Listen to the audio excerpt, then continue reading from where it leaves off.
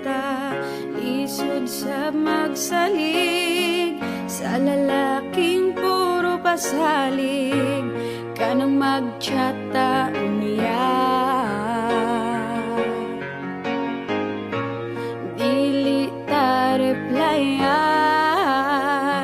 ayaw ko guwagi, ay lang ko pasakiti, kay di na ko kaya nga magbuwag ta. Karon nagmahay ka, kay wa nagseryoso, wa gihigugma mo. Dudong sorry kaayo.